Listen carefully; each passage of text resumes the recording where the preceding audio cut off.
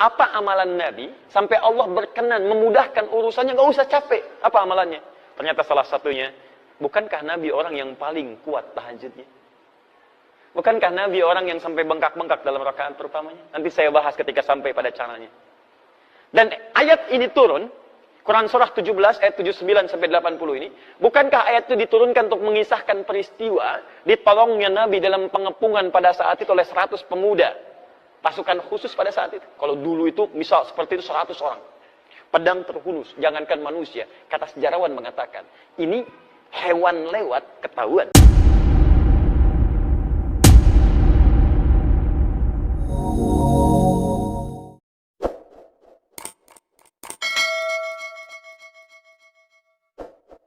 Apa amalan Nabi sampai Allah berkenan memudahkan urusannya, nggak usah capek? Apa amalannya? Ternyata salah satunya, bukankah Nabi orang yang paling kuat tahajudnya? Bukankah Nabi orang yang sampai bengkak-bengkak dalam rakaat pertamanya? Nanti saya bahas ketika sampai pada caranya. Dan ayat ini turun, Quran surah 17 ayat 79 sampai 80 ini, bukankah ayat itu diturunkan untuk mengisahkan peristiwa ditolongnya Nabi dalam pengepungan pada saat itu oleh 100 pemuda, pasukan khusus pada saat itu. Kalau dulu itu misal seperti itu 100 orang, pedang terhunus, jangankan manusia. Kata sejarawan mengatakan, ini hewan lewat ketahuan. Dan Nabi SAW dikepung di dalam rumah itu. Jadi ini ada rumah, kediaman, di dalamnya ada 3 orang, Rasulullah SAW, Abu Bakar radhiyallahu ta'ala anhu, Ali bin Abi Thalib radhiyallahu ta'ala anhu. Dua-duanya orang terkasih Nabi. Dan tidak boleh memisahkan satu di antara keduanya. Karena dua-duanya dipuji Nabi, punya kemuliaan tingkat tinggi luar biasa.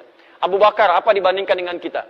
Hei orang-orang yang seringkali mencela Abu Bakar, apa faedah Anda di hadapan Abu Bakar radhiyallahu ta'ala anhu?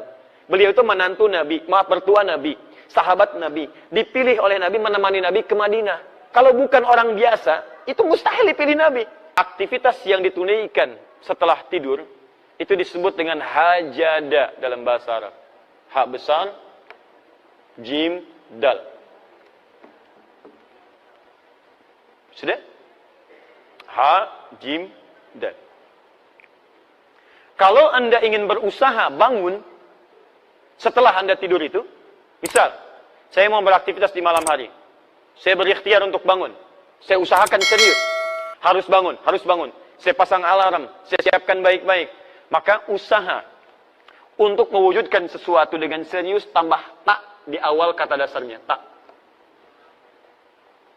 Sudah? Harakatnya fathah. Setiap penambahan selalu umumnya harakatnya fathah, tak. Kemudian motivasi saya berlipat. Saya mesti bangun nih. Saya nggak boleh telat. Motivasi berkali lipat. Tambah. Ayo tambah. Double. Beda dari biasanya.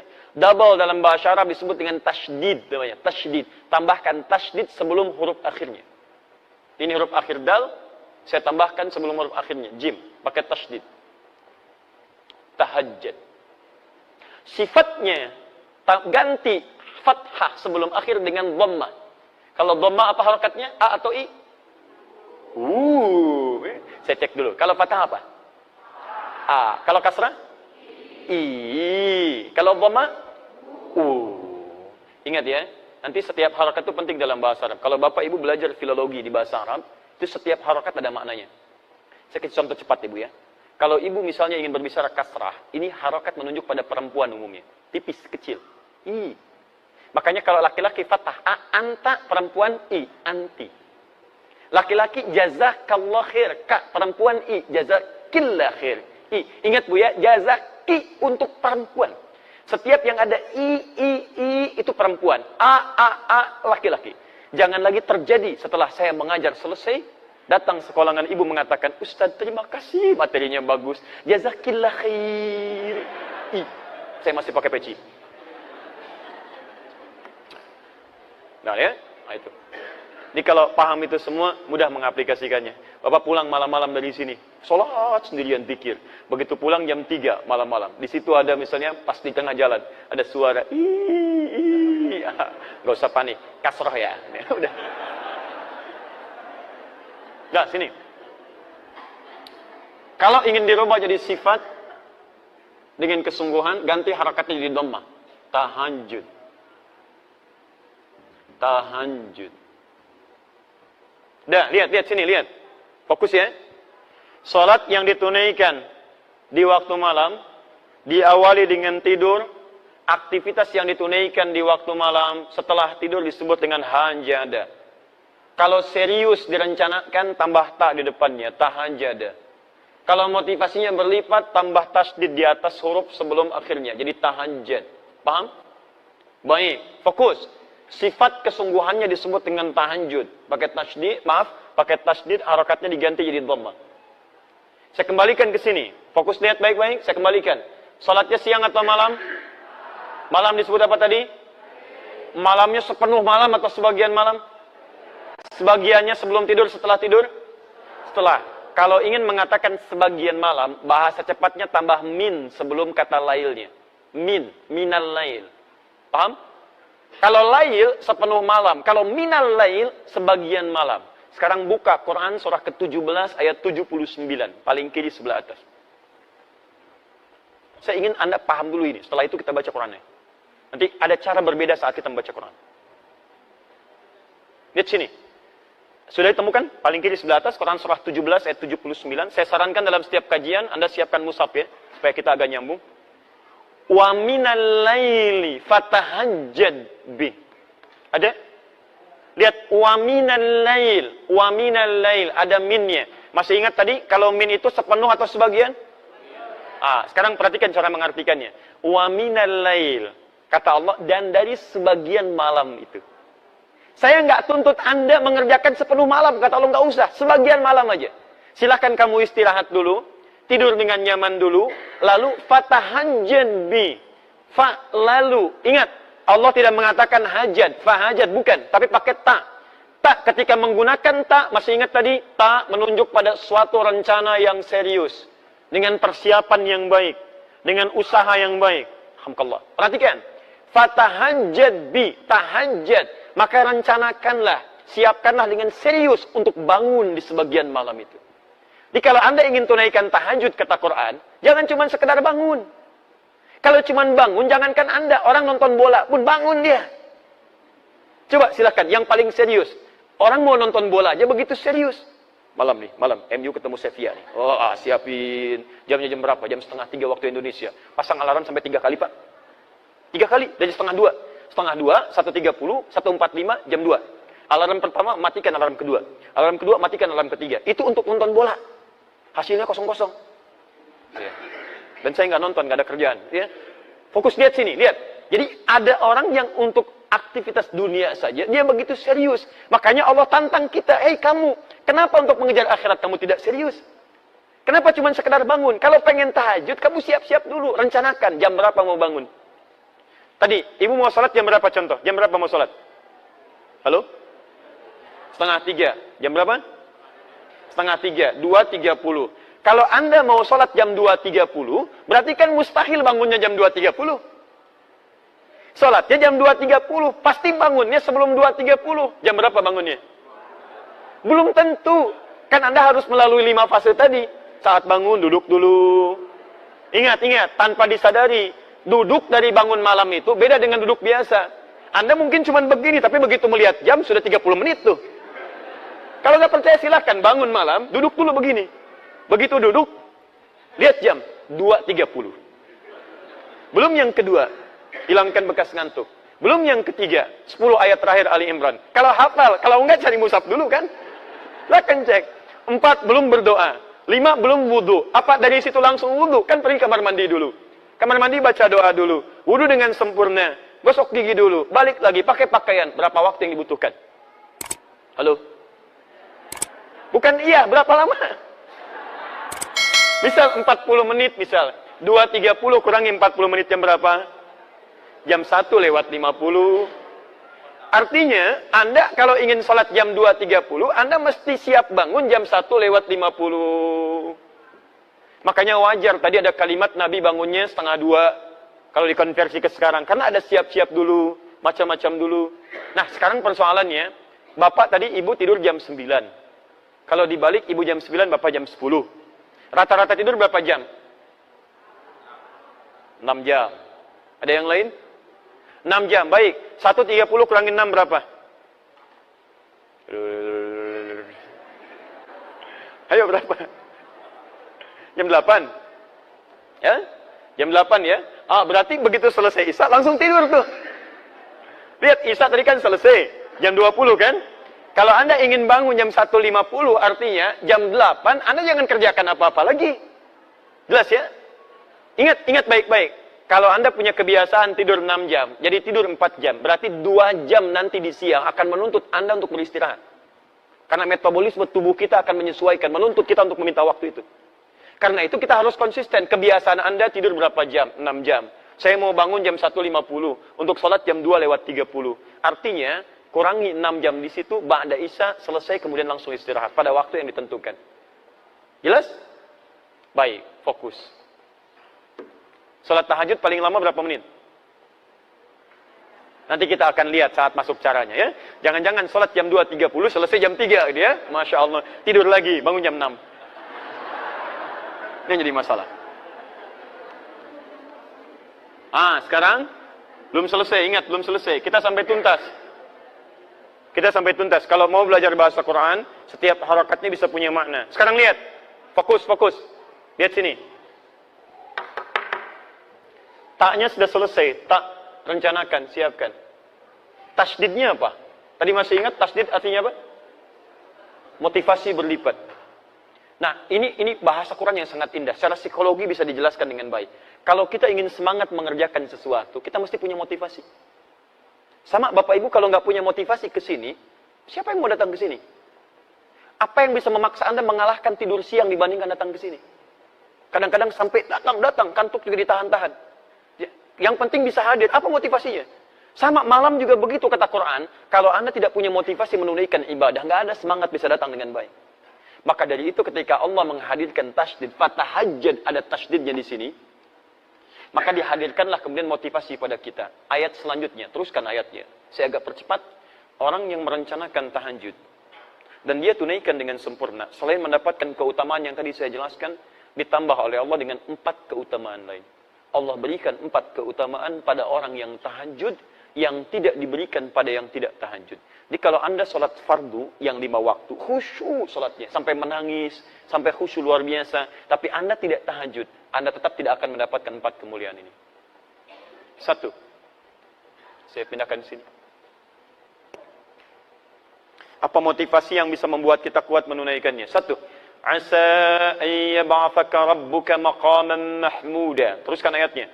Jadi Quran surat 17 ayat 79 sampai dengan 80. Teruskan. Wa minal laili fatahajjad bihi nafilatan lak. Ayo di antara sebagian malam, jangan semuanya. Kamu tidur dulu, istirahat dulu. Dan rencanakan yang serius, hadirkan motivasi untuk menunaikan salat di malam hari, tahajud. Itu memang cuma nafilah kata Quran, tambahan, hukumnya sunnah. Tapi lihat, 1. Walaupun cuma nafilah hukumnya sunnah, asa ayyab'athaka rabbuka maqaman mahmuda. Orang yang konsisten menunaikan ibadah ini, maka Allah akan berkenan mengangkat derajat atau aktivitasnya di tempat yang terbaik. Singkatnya, orang yang rajin tahajud akan diangkat derajatnya oleh Allah dengan menempatkannya di karir terbaik dalam aktivitas kehidupannya. Karir terbaik.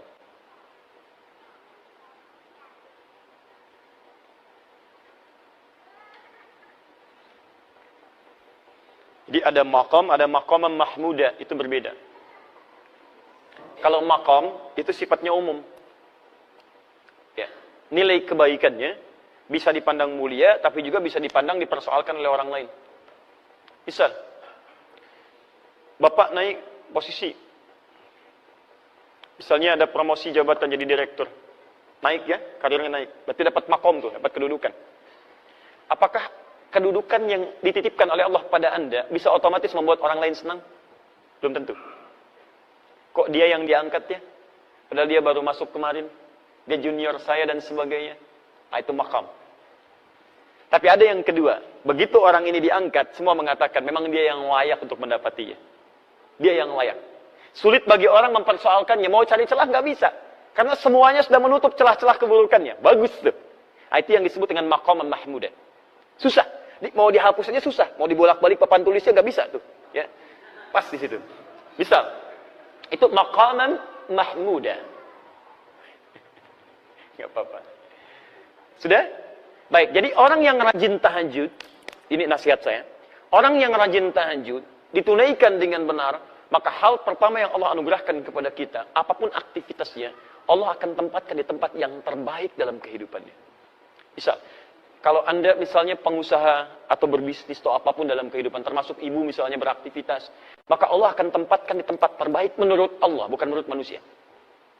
Kalau menurut manusia begini, posisi yang terbaik, manajer atau direktur? Bu, oh ibu langsung direktur itu ya. Baik. Direktur, alhamdulillah. Sekarang pilih mana bu? Direktur gajinya misalnya, taruhlah 200 juta sebulan. Tapi maaf, kesulitannya meningkat. Sulit sholat, banyak rapat, ya, kemudian mohon maaf, aktivitasnya jadi melebar, ya, aktivitas bahkan dekat dengan maksiat. Kalau dulu misalnya, ya, mohon maaf ya, mainnya tenis, sekarang sudah golf, ya, yang dilihat sudah lain, yang dipukul sudah lain, yang nemani sudah lain. Kalau dulu yang ngantar-ngantar bawa mapnya laki-laki, sekarang direktur, sekretarisnya perempuan, misal. Atau manajer, gajinya beda sedikit lah, 100 juta misalnya. Sholatnya enak, nyaman. Jumatan juga nyaman, masih bisa ikut tausiah. Aktivitas bisa menghindar dari banyaknya maksiat. Ibu pilih mana sekarang, manajer atau direktur? Ah, sudah. Baik, ganti lagi bu, ganti supaya paham betul. Manajer dengan pegawai biasa. Manajer levelnya gaji 100 juta. Masya Allah, tapi sholat susah, Jumatan susah, pengajian susah. Baik, peluang maksiatnya tinggi, gaulnya itu sudah mulai meningkat. Pegawai biasa, turunkan, gaji cuma 1 juta. Sholatnya enak, nyaman. Jumatan bisa, taklim lancar, maksiat tertinggalkan. Ibu pilih mana? Manajer 100 juta, potensi maksiat tinggi, pegawai biasa 1 juta dekat dengan Allah. Ayo.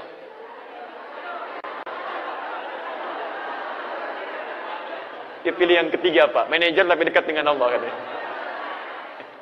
Nah kadang begini Pak, kadang-kadang dalam kehidupan itu seperti itu. Ada yang levelnya ingin tinggi, kata Allah kamu jangan di sini. Kalau kamu naik ke sini, kamu cuma keinginan, tapi ke depan kamu tidak tahu apa yang terjadi.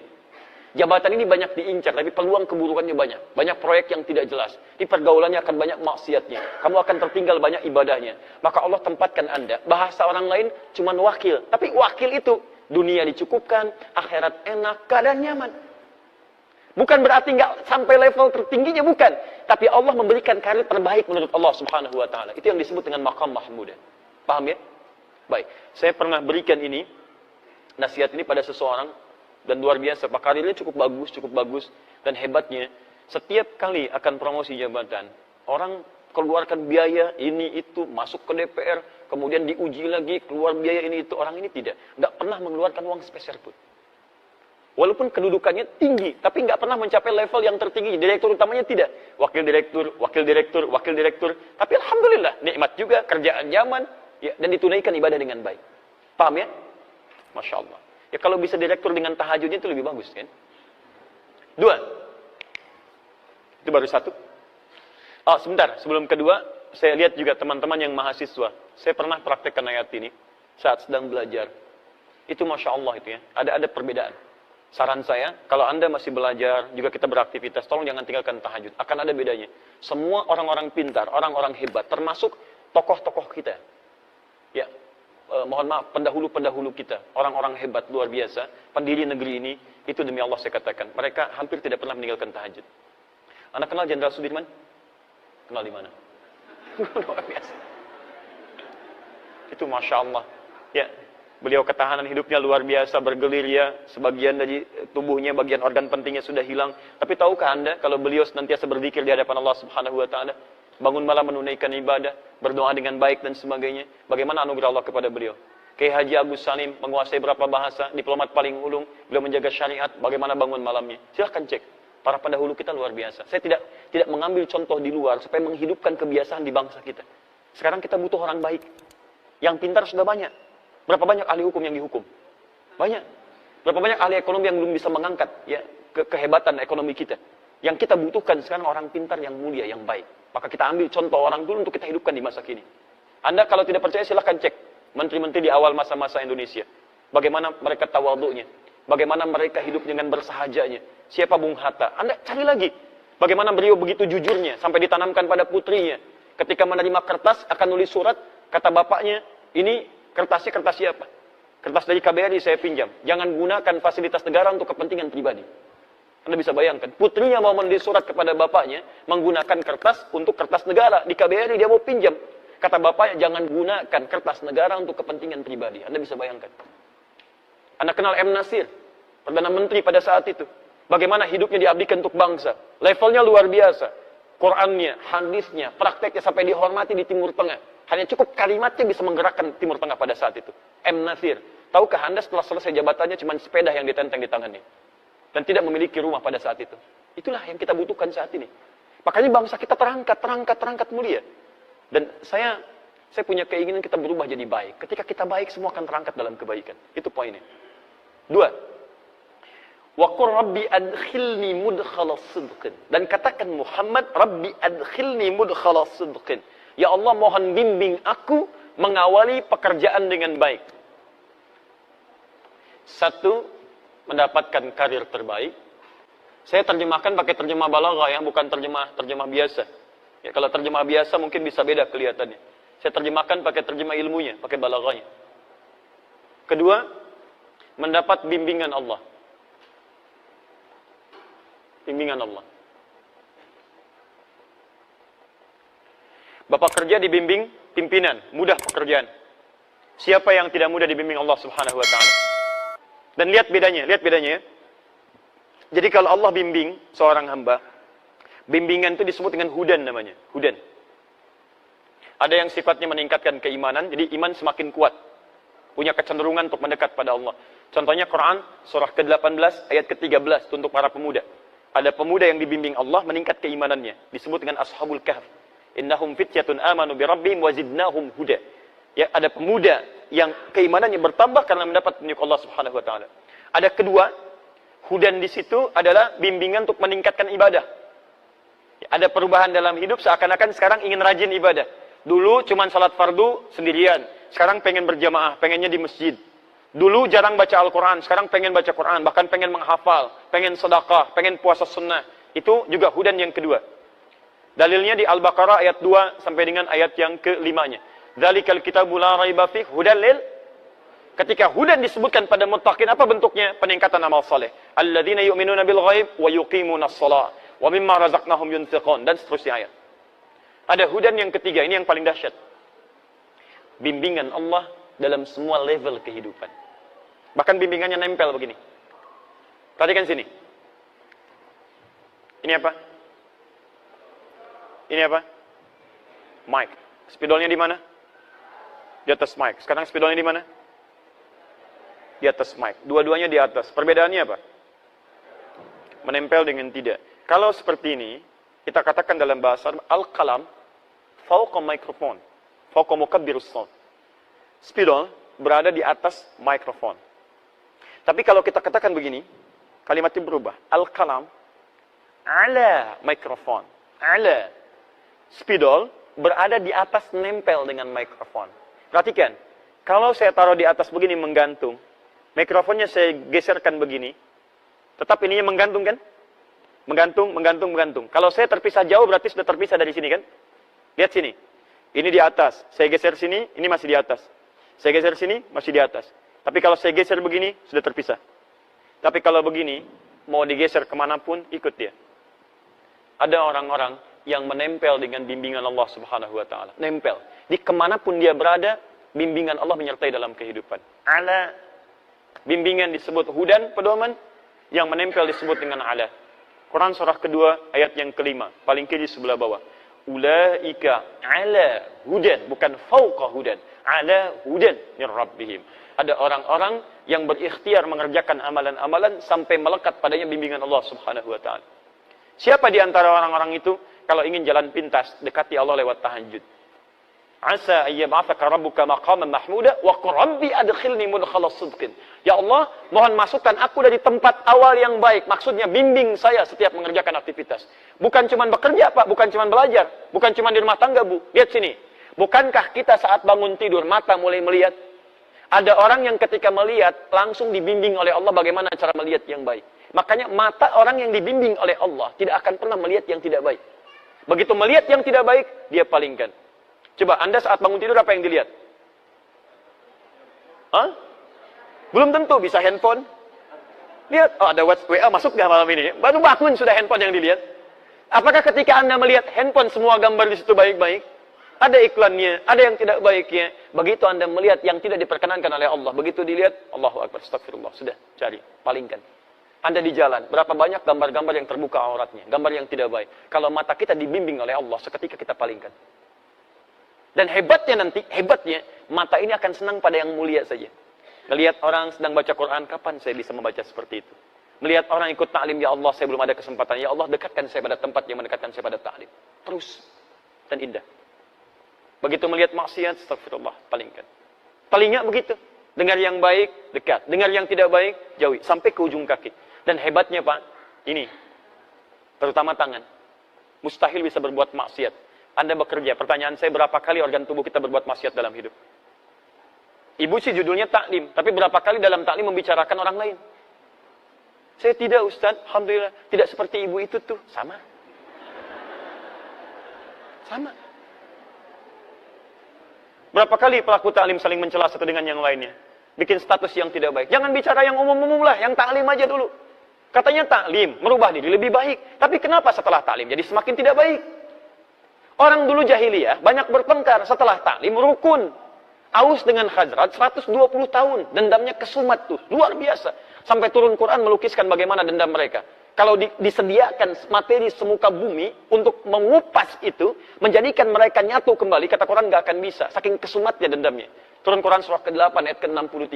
Lau anfaqta ma fil ardi jami'a ma alafta baina qulubihim. Kalau engkau infakkan semua yang kau miliki di bumi, gak akan bisa nyatukan mereka. Tapi apa yang terjadi? Allah yang menyatukan mereka dengan risalah Al-Quran. Diajarkan oleh Nabi, dipersatukan lewat sunnah Nabi.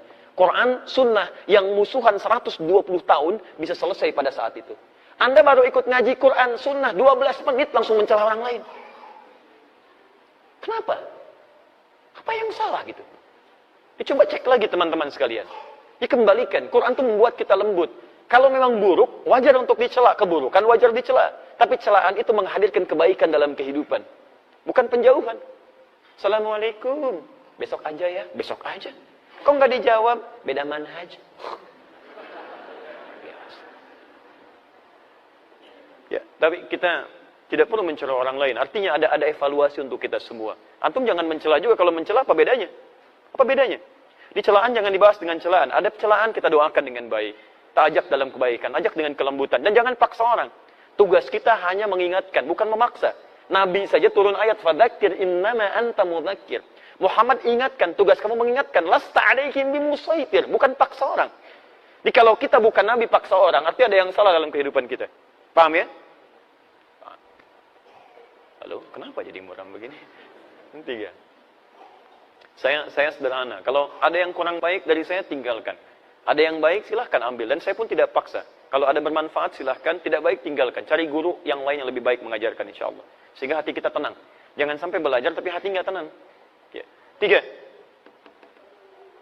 Wa akhrijni mukhrajas sidqin. Diberikan solusi terbaik saat ada persoalan. Solusi terbaik. Masya Allah. Luar biasa. Tidak ada orang yang tidak punya masalah dalam kehidupan. Semuanya punya masalah. Tapi ada orang-orang yang sebelum mendapatkan masalahnya, sudah diringankan masalahnya oleh Allah Subhanahu wa Ta'ala. Bukan nggak punya masalah, masalahnya sama. Coba lihat, saya tadi barusan mau ke sini Pak Bu. Macet Pak Bu. Kita lewat tol tadi, macet. Luar biasa. Dan bukan cuma saya mengalami kemacetan, banyak orang macet juga. Tapi apakah semua orang yang mengalami kemacetan punya sikap yang sama menyikapi kemacetan? Tidak. Ada yang saling klakson, ada yang ngosenggolan, ada yang saling berselisih dengan kata-kata, ada yang saling macam-macam. Tapi tidak sedikit juga yang santai aja, mau ngapain? Mengeluh juga tidak menyelesaikan persoalan. Apakah dengan klakson macet selesai? Hah? Apakah dengan bikin status macet selesai? Ceklik, macet. Tetap aja macet. Silahkan cek. Ada orang-orang yang hatinya justru diberikan ketenangan oleh Allah. Dikasih macet. Alhamdulillah ya Rabb, macet. Alhamdulillah. Luar biasa. Quran bisa dihafalkan. Begitu sampai ke tujuan 30 ayat. Bayangkan. Kalau manhaj diterapkan itu 10 ayat akhir Ali Imran. Selesai itu. Ini sudah 1 tahun belum selesai-selesai. Apa butuh kemacetan tiap hari? Jelas ya? Jadi enak. Jangan dikira level ustadz gak punya masalah. Banyak masalahnya. Kadang-kadang jangankan masalah pribadi, masalah jamaah. Ya, dipersoalkan juga.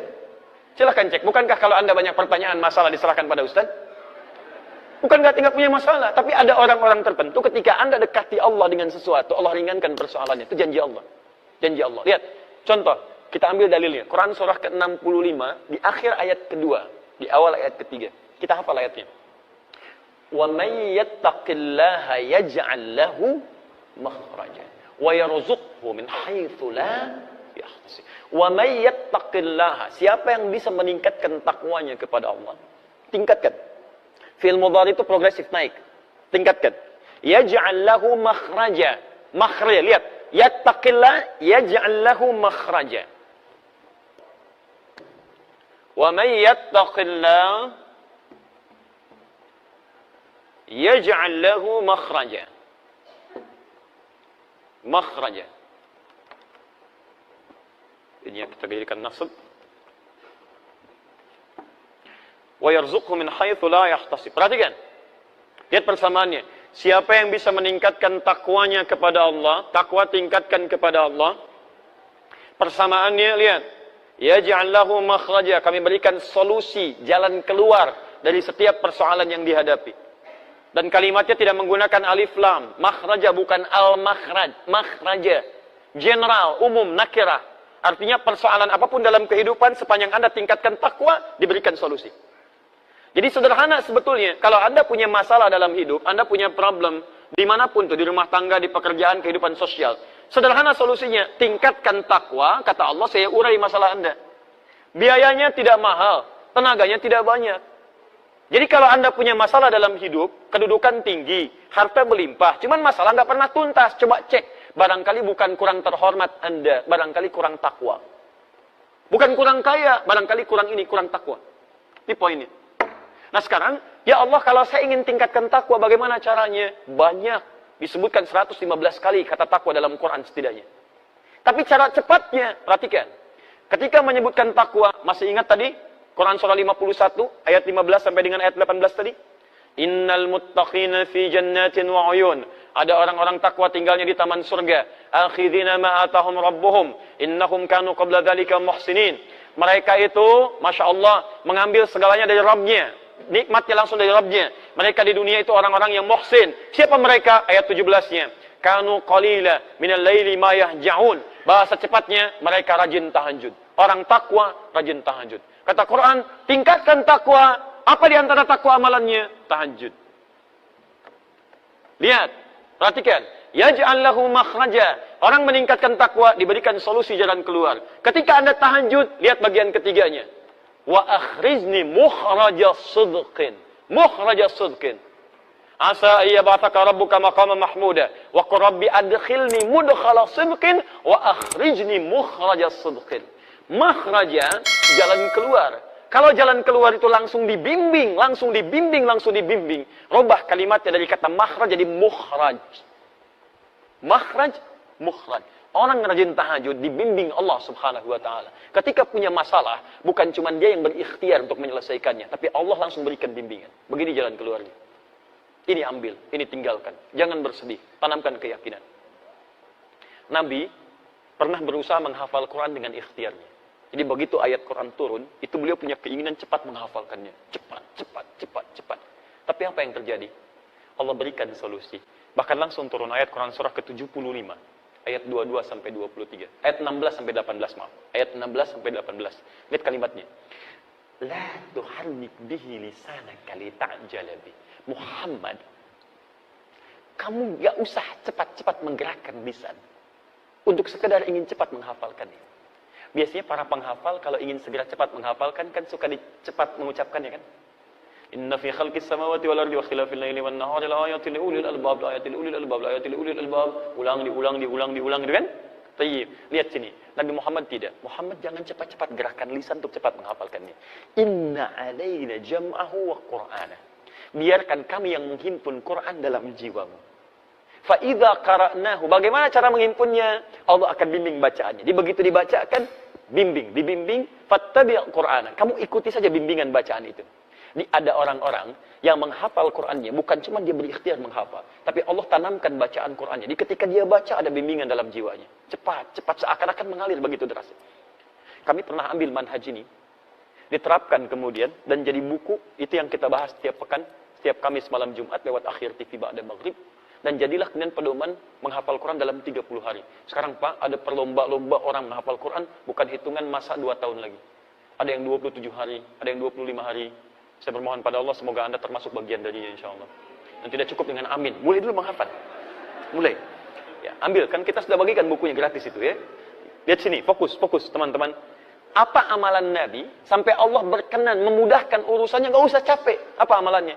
Ternyata salah satunya, bukankah Nabi orang yang paling kuat tahajudnya? Bukankah Nabi orang yang sampai bengkak-bengkak dalam rakaat pertamanya? Nanti saya bahas ketika sampai pada caranya. Dan ayat ini turun, Quran surah 17 ayat 79 sampai 80 ini, bukankah ayat itu diturunkan untuk mengisahkan peristiwa ditolongnya Nabi dalam pengepungan pada saat itu oleh 100 pemuda, pasukan khusus pada saat itu.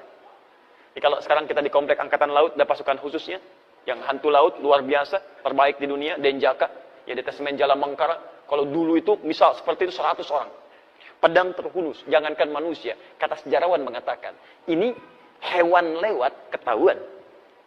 Hewan saja. Bahkan mengatakan lalat itu datang, sudah ketahuan. Dan Nabi SAW dikepung di dalam rumah itu. Jadi ini ada rumah, kediaman. Di dalamnya ada 3 orang. Rasulullah SAW, Abu Bakar radhiyallahu ta'ala anhu, Ali bin Abi Thalib radhiyallahu ta'ala anhu. Dua-duanya orang terkasih Nabi. Dan tidak boleh memisahkan satu di antara keduanya. Karena dua-duanya dipuji Nabi, punya kemuliaan tingkat tinggi luar biasa. Abu Bakar, apa dibandingkan dengan kita? Hei orang-orang yang seringkali mencela Abu Bakar, apa faedah Anda di hadapan Abu Bakar radhiyallahu ta'ala anhu? Beliau itu menantu Nabi, mertua Nabi, sahabat Nabi, dipilih oleh Nabi menemani Nabi ke Madinah. Kalau bukan orang biasa, itu mustahil dipilih Nabi. Kenapa beliau yang dipilih? Dipilih Nabi, menemani Nabi, orang yang pertama kali, termasuk pertama beriman kepada Nabi, mengorbankan hartanya untuk dakwah Nabi, menemani Nabi sampai dengan ke Madinah, menjadi mertua Nabi sallallahu alaihi wasallam. Saat wafat makamnya di samping Nabi. Hidup dengan Nabi di dunia, kuburnya di samping Nabi, dan di akhirat bersama Nabi SAW. Lantas Anda dengan mudah mengatakan celaan kepada sahabat Abu Bakar. Anda siapa? Sahabat Nabi bukan, menemani Nabi tidak, berinfak untuk dakwah Nabi juga tidak, mertua Nabi bukan, tetangga Nabi bukan, kerabat Nabi bukan, wafat Anda jauh dari makam Nabi. Dan belum ada ayat turun menjamin surga Anda. Anda siapa? Abu Bakar. Kedua, Ali bin Abi Thalib. Duhai yang merendahkan sahabat Ali bin Abi Thalib. Anda siapa? Ali bin Abi Thalib termasuk keluarga Nabi, pemuda yang sangat luar biasa, dipuji Nabi, dan dipilih untuk mendampingi putri terkasih Nabi. Kalau bukan orang yang luar biasa, mustahil dipilih. Masa mau titipkan pada yang lain? Yang dipilih Ali bin Abi Thalib, jenius orangnya, pemuda ahli surga, luar biasa, dipilih. 3 orang berada di situ, 3-3-nya mulia. Tapi hebatnya, ketika Nabi mengetes wala wal bara itu luar biasa. Kata Nabi, Abu Bakar ikut saya, temani saya hijrah. Siap ya Rasulullah. Ali, kamu tidur, ini yang hebat. Ali, kamu tidur di tempat saya ini. Lakukan penyamaran, tidur. Dan itu kan tempat tidurnya Nabi yang diincar, taruhannya nyawa. Dan hebatnya sahabat Ali tidak protes. Sayyidina Ali radhiyallahu ta'ala enggak protes. Ya Rasulullah, jangan saya lah, Abu Bakar yang tuaan dikit. Misalnya tidak. Tidak. Abu Bakar ikut saya, kamu tidur. Tapi kisahnya bukan di situ, kisahnya. Kok bisa pasukan khusus yang tahan dari kantuk dan macam-macam, tiba-tiba bisa dibikin kantuk pada saat itu. Waktunya tiba, lenggang aja keluar, walaupun gak bawa kangkung. Silakan cek. Jalan keluar. Nabi SAW dengan sahabat Abu Bakar, keluar dari situ, penjagaan 100 pemuda, pedang terhunus, tiba-tiba keluar begitu saja. Ditutup pandangannya. Ditutup. Apa yang bisa menyebabkan itu? Ayat-ayat yang turun tentang peristiwa tadi. Di antaranya ayat-ayat tahajud. Wa akhrijni mukhrajas sidqin. Allah yang langsung bimbing Nabi keluar dari tempat pengepungan itu.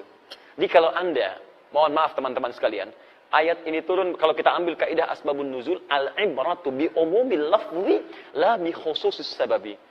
Hikmah dari ayat, hukumnya jangan dilihat dari asbabun nuzulnya, tapi dilihat dari keumuman makna ayatnya.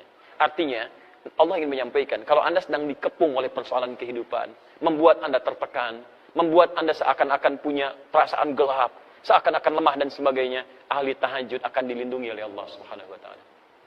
Tunjukkan pada saya pekerjaan mana yang Anda kerjakan gak ada saingan. Kadang-kadang ada yang ingin menyingkirkan, menyungkurkan, jahat terhadap Anda. Salah satu caranya, Anda bangun malam, dekati Allah Subhanahu wa taala. Kalau sudah dekat dengan Allah, siapa yang bisa mengalahkan Allah dan berani berperang dengan Allah Subhanahu wa taala? Paham ya? Terakhir. 4. Waj'alni min ladunka sultanan nasira. Saya mohon maaf ya, lebih sedikit dari 2:30 ya, untuk menyempurnakan ini dulu. Waj'alli min ladunka sultanan nasira. Dan mohon ya Allah, jadikan untuk saya pertolongan langsung darimu. Jadi kalau yang tadi dibimbing, diberi solusi, kalau yang keempat ditolong langsung oleh Allah tanpa perantara. Ahli tahajud mendapat perlindungan langsung dari Allah Subhanahu wa taala. 3 hilang, 1 datang. 1, 2, 3, 4. Karir terbaik, bimbingan dari Allah, solusi. Yang keempat, mendapat perlindungan dari Allah Subhanahu wa taala. Masya Allah. Kalau sudah seperti itu, apalagi yang disoalkan? Maka Anda semua akan mengatakan, kalau nggak percaya, lakukan dulu. Maka ketika Anda sudah mendapatkannya, Anda akan mengatakan, وَقُلْ جَاءَ الْحَقُّ وَزَهَقَ الْبَاطِلِ إِنَّ الْبَاطِلَ كَانَ زَهُوقًا. Benar memang yang datang dari Al-Haq, sungguh benar dari Allah Subhanahu wa taala. Kebatilan akan hilang. Kebatilan dari perasaan saya, kebatilan dari pikiran saya, kebatilan dari tindakan saya, dan kebatilan yang datang dari banyak orang hilang semua dengan kedekatan kita bersama Allah Subhanahu wa taala. Jelas? Dulu ada slogan, bersama kita bisa. Ahli tahajud beda, bersama Allah kita bisa. Paham ya?